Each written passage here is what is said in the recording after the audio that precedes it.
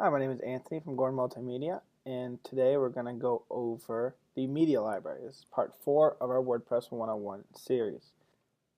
Alright, so the media library is a collection of all the media, be it images or videos, that's used on your site. WordPress as a whole is really just a bridge between your content, be it text or video or images, and your site. It helps format it and display it in the correct way, in the correct theme of your site. Taking it from just content or images and putting it in the correct spaces. The media library is, as you can see right here, it's right here on the left hand side when you log into your site. Let's go. This is the front end. You log in, and this is the media library here in this tab. Most of the time you won't even really need to go to this tab, but just so you help you understand what this tab does, it's just a collection of all the images used so far. And if you've been watching the videos, you'll recognize these two images as the ones we've used in previous videos, adding them to pages and posts and things like that. A really convenient thing to do from here is sometimes when we have images on the site, we have them linked to themselves. So if you click on an image, it'll open up in a bigger view, bigger view of that image in a light box, or in a window where the background's blacked out and you just see that image highlighted.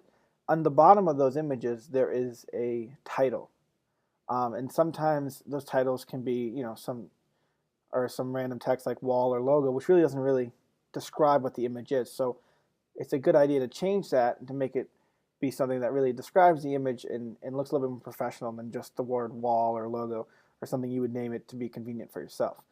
So this is an easy way to change that. If you just click the media library and find that image, for example, let's say wall was coming up, it was popping up in a new window and it said wall underneath, and we wanted to change that to creepy lake or whatever you want to call this. You can do that right here in this media library just by clicking the image's title or name. So you can edit it here, and from here you can edit the caption. So let's just say it's creepy lake. And just like with anything in WordPress, make sure you click the blue update or publish button after you make any changes. Another convenient thing you can do from here is you can click this edit image button and you can rotate an image.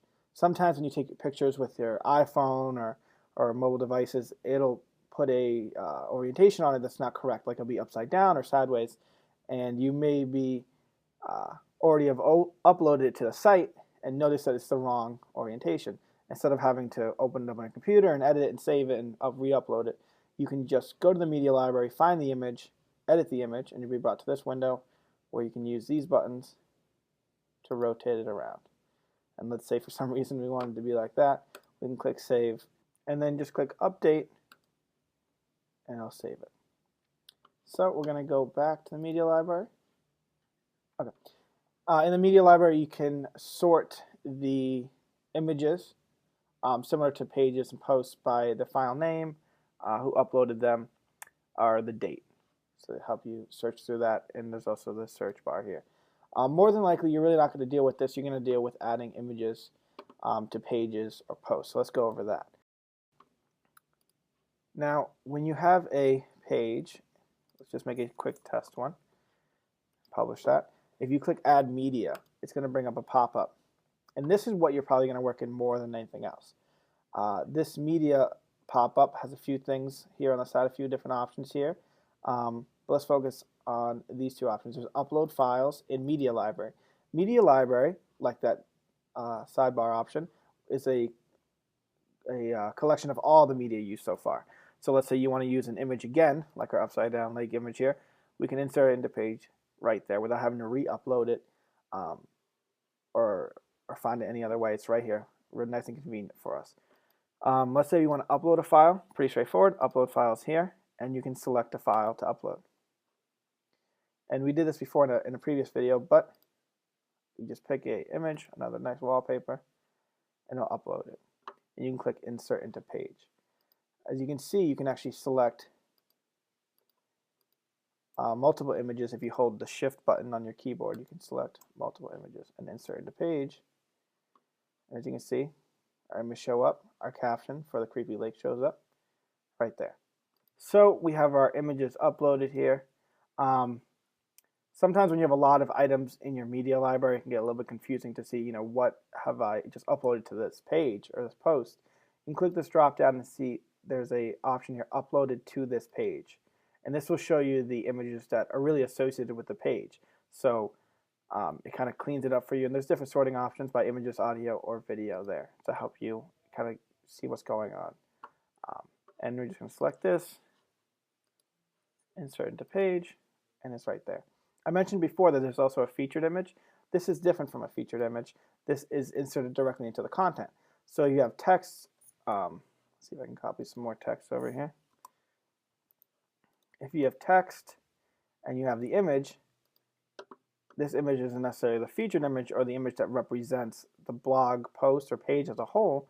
It is merely just an image as part of your content. So this will show up on the single page or single post, not single page, the page or the single post, but isn't necessarily the image attached to it. This is a featured image, which kind of represents the page as a whole. And you saw before we attached this lake image to a post, and that became the header image. So it all depends on how your page is, or how your website is formatted and templated. But this is something we'll go over when we give you the initial consult of how to use your site and how everything is going to work on the site. But like we went over before, you can edit the positioning of it.